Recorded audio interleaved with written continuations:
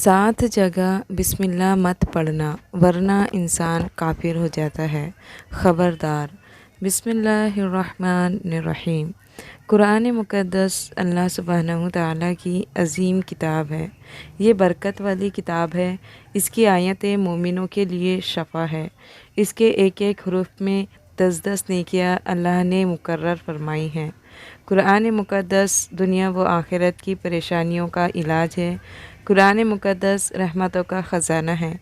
लेकिन इस अज़ीम रहमत वाले ख़ज़ाने से मालामाल होना हो तो पहले सच्चे दिल से बिस्मिल्लाहिर्रहमानिर्रहीम पढ़ो, फिर इस ख़ज़ाने को खोलो और ज़्यादा से ज़्यादा अल्लाह की रहमतों को हासिल करो।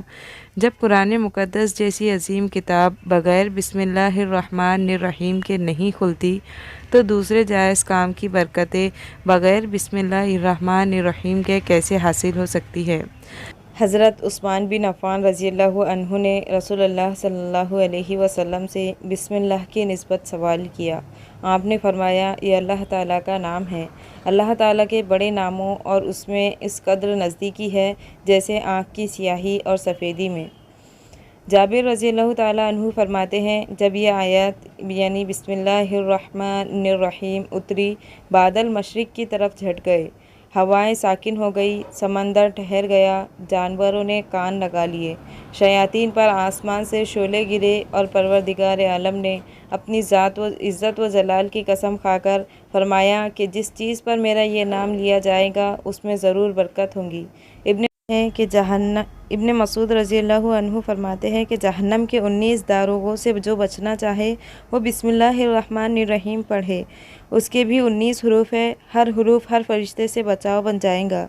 इसे इब्ने अतिया ने बयान किया है। लेकिन कुछ ऐसी जगह है जहाँ पर बिस्मिल्लाहिर्रहमानिर्रहीम पढ़ना हराम है, जायज़ ही नहीं है। हर इंसान जहाँ चाहता है पढ़ लेता है। कुछ लोगों की ऐसी आदत बन जाती है कि वो हर काम करने से पहले एकदम बिस्मिल्लाहिर्रहमानिर्रहीम पढ़ते हैं। तो कुछ ऐसी भी जगह है जहाँ पर बिस्मिल्लाह हमें नहीं पढ़ना है। जहाँ पर बिस्मिल्लाह इंसान अगर पढ़ेगा तो वो गुनहगार होगा।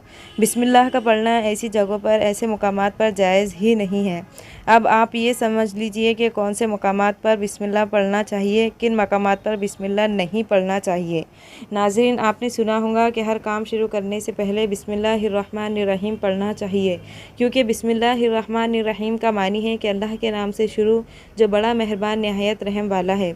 यानी हम काम को जो शुरू कर रहे हैं वो अल्लाह के नाम से शुरू कर रहे हैं ताकि अल्लाह ताला हमारे इस काम में बरकत अता फ़रमा दे। और बिस्मिल्लाह पढ़ने के फ़ायदे भी बहुत ज़्यादा होते हैं कि अगर कोई इंसान किसी काम को पढ़ के करता है तो अल्लाह तबारक व तआला उसके उस काम में बरकत अता फरमाता है। और ये सुन्नत भी है। हुज़ूर सल्लल्लाहु अलैहि वसल्लम ने बहुत सारे मकामात पर हमें बिस्मिल्लाहिर्रहमानिर्रहीम पढ़ने की ताकीद फरमाई है और हुज़ूर सल्लल्लाहु अलैहि वसल्लम ने बिस्मिल्लाहिर्रहमानिर्रहीम पढ़ने का हुक्म दिया है। अब अगर आप कोई भी नेक काम शुरू कर रहे हैं तो उस नेक काम शुरू करने से पहले बिस्मिल्लाहिर्रहमानिर्रहीम अगर आप पढ़ लेंगे तो आपकी सुन्नत भी अदा हो जाएंगी और इस पे आपको सवाब भी मिलेगा और इसकी बरकतें भी आपको मिलेंगी। अगर आपने किसी नेक काम शुरू करने से पहले बिस्मिल्लाह पढ़ लिया तो फिर इंशाअल्लाह उसमें आपका नुकसान नहीं होगा। अल्लाह ताला ख़ुद आपका हामी व मददगार और नासिर बन जाएगा, क्योंकि आपने अपने उस काम को अल्लाह के नाम से शुरू किया है कि हमारा काम था करना और बंदा किया करता है जो उसके बस में होता है। बंदा तो असबाब इख्तियार करता है और बंदा कर भी क्या सकता है।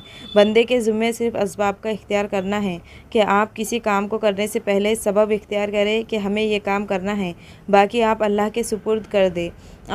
आप अपने काम को करें, बाकी जो अब आपका काम है वो अल्लाह ताला के सुपुर्द कर दें। एक मरतबा एक सहाबी आए, आकर अर्ज़ किया, या रसूल अल्लाह, मैं परेशान हूँ, हमारे ऊँट कहीं खो गए हैं। तो आप सल्लल्लाहु अलैहि वसल्लम ने उनको ये बताया कि अल्लाह पे भरोसा करो और अल्लाह पे भरोसा ही असल चीज़ है। ये बोलो कि मैंने अल्लाह पर भरोसा कर लिया। अल्लाह पाक काफ़ी बेहतरीन कारसाज है। तो कुछ सहाबा इकराम कहने लगे कि या रसूल अल्लाह, हमें अल्लाह की ज़ात पर भरोसा है, क्या हम अपने ऊँटों को ऐसे ही छोड़ दें? अगर हमारी किस्मत में होंगे तो हमारे ऊँट वापस आ जाएंगे और मुकद्दर में नहीं होंगे तो चले जाएंगे। हमें अल्लाह की ज़ात पर भरोसा है। तो आप सल्लल्लाहु अलैहि वसल्लम ने फरमाया कि नहीं, पहले अपने ऊँट को बांधो, फिर अल्लाह की ज़ात पर यकीन करो, फिर अल्लाह की ज़ात पर भरोसा करो। यानी हमारे ज़िम्मे के जो काम हैं वो हमारे ऊपर करना लाजिम है। असबाब का इनकार करने वाला जाहिल होता है। असबाब کا انسان انکار نہیں کر سکتا کہ نہیں ہم تو ہاتھ پہ ہاتھ رکھ کر بیٹھ جائیں گے، اب اللہ کھلائے، کیونکہ وہ رزاق ہے، وہ ہمیں کھلائے۔ لیکن آپ اپنی محنت کیجئے، آپ اسباب اختیار کیجئے، پھر اللہ کی ذات پر چھوڑ دو۔ آپ پہلے جاؤ مزدوری پر، آپ کام پر جاؤ، آپ کاروبار کرو، پھر اللہ کی ذات پر چھوڑ دو کہ اے پروردگار عالم، اب ہمارا جو کام تھا ہم نے کر لیا، آگے تیری رضا ہے اور تیری رحمت کے ہم امیدوار ہیں۔ صرف ہمارے کمانے سے رزق تھوڑی ملتا ہے، آپ نے کمایا، بس کما کے لے آئے۔ اس کے علاوہ آپ غور کیجئے کہ دانے کو زمین سے نکالا کس نے، اس کے بعد پھر اس کو گیہوں کی شکل میں، پھر وہ آٹے کی شکل میں بنا کر پھر وہ روٹی بنتی ہے۔ ہم سمجھ رہے ہیں کہ یہ ہماری محنت سے ہو رہا ہے۔ ہم نے روٹی بنائی، روٹی بنا کے وہ گوشت یا سالن یا سبزی ہمارے سامنے آئی، اس کے بعد ہم نے جیسے اس کو بسم اللہ الرحمن الرحیم پڑھ کے کھایا، تو اب ہمارے حلق پر ایک فرشتہ بیٹھا ہوا ہے، وہ فرشتہ اب اللہ سے اجازت مانگ رہا ہے۔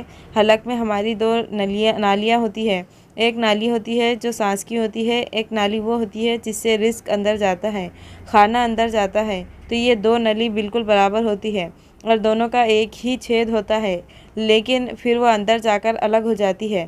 اب آپ یہ سوچ کر دیکھیں کہ فرشتہ یہاں پر بیٹھ کر اللہ تعالیٰ سے پوچھتا ہے ہمارے ہر لقمے پہ کہ مولا اس لقمے کو زندگی کا سبب بناؤں یا موت کا باعث بنا دوں۔ اب اللہ تعالیٰ کی اگر مرضی ہوتی ہے تو وہ لقمہ زندگی کا سبب بن جاتا ہے، اور اگر اللہ کی مرضی نہیں ہوتی ہے تو وہ لقمہ موت بن جاتا ہے۔ یعنی اگر وہ لقمہ بجائے خوراک والی نلی میں جانے کے اگر وہ سانس کی نلی میں چلا جائے تو پھر انسان ختم ہو جائے گا۔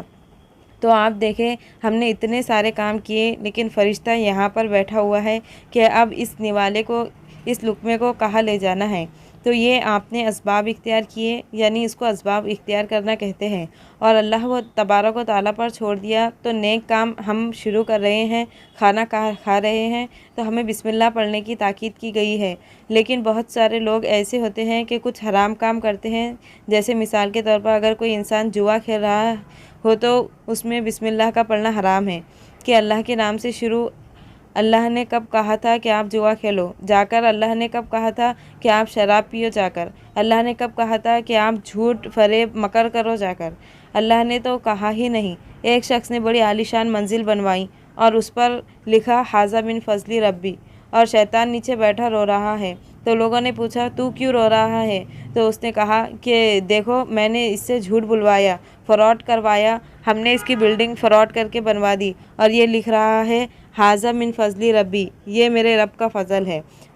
کہا تھا کہ جھوٹ بول کے کمانا، اللہ نے کہا تھا کہ ڈھونگ کرنا، اللہ نے کہا تھا کہ فراڈ کرنا۔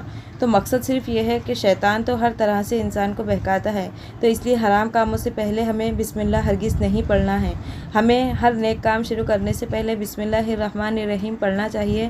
ہمیں احتیاط رکھنا چاہیے کہ جب ہم باتھ روم کے اندر داخل ہو چکے ہوں، نہانے سے قبل بسم اللہ نہ پڑھیں، باتھ روم میں جانے سے پہلے ہم بسم اللہ الرحمن الرحیم پڑھیں، اور باتھ روم کے نکلنے کے بعد جب کپڑے پہنیں تو پھر بسم اللہ الرحمن الرحیم پڑھیں۔ اور کوئی انسان کاروبار کرتا ہے، اب اس نے جھوٹ بولا اور پھر اس کے بعد پیسے لیتے وقت بسم اللہ الرحمن الرحیم پڑھا، تو ایسی جگہوں پر جہاں پر حرام کام کوئی بندہ کرتا ہے تو وہاں پر بسم اللہ الرحمن الرحیم نہیں پڑھنا چاہیے، کیونکہ اللہ و تبارک و تعالیٰ نے آپ کو دنیا میں چھوٹ دے رکھی ہے کہ جیسا کرو گے ویسا بھرو گے۔ اللہ سب کو دیکھ رہا ہے کہ کون کیا کر رہا ہے، تو جو کچھ ہم کر رہے ہیں صحیح یا غلط، اس کے بعد پھر لوگ کہتے ہیں کہ یہ تو اللہ کی مرضی ہے، لیکن یاد رکھنا یہ اللہ کی مرضی نہیں، اللہ کی اجازت ہے۔ اللہ نے آپ کو اجازت دی ہوئی ہے، بس اللہ نے چھوٹ دی ہوئی ہے کہ کر لو دنیا میں جیسا کرنا ہو۔ اللہ ظالم کو ڈھیل دیتا ہے لیکن جب پکڑتا ہے تو چھوڑتا نہیں ہے۔ اللہ کی پکڑ بڑی سخت ہے، تو دنیا میں اللہ دیکھ رہا ہے، یہ مرضی نہیں ہے اللہ کی کہ آپ گناہ کرو، لیکن اللہ نے بس اجازت دی ہوئی ہے کہ آپ کر لو، دیکھیں کتنا کرو گے۔ ایک دن آؤ گے میرے پاس، جب آؤ گے تب ہم فیصلہ کریں گے۔ مالک یوم الدین، انصاف کے دن کا حاکم تو اللہ کی ربوبیت سمجھیے، اور ہمیں یہ سمجھنا چاہیے کہ کون سے کام ہمیں کب کرنا چاہیے، کب نہیں کرنا چاہیے۔ جو سنت رسول صلی اللہ علیہ وسلم پر ہم عمل کریں گے تو اللہ تعالیٰ ہمیں کامیاب کر دے گا، دنیا میں بھی اور آخرت میں بھی انشاءاللہ تعالیٰ۔ اللہ پاک ہمیں بہتر عمل کرنے کی توفیق عطا فرمائے اور ہمارا خاتمہ ایمان پر فرمائے، آمین۔ ناظرین، کمنٹ باکس میں اللہ کے 99 نام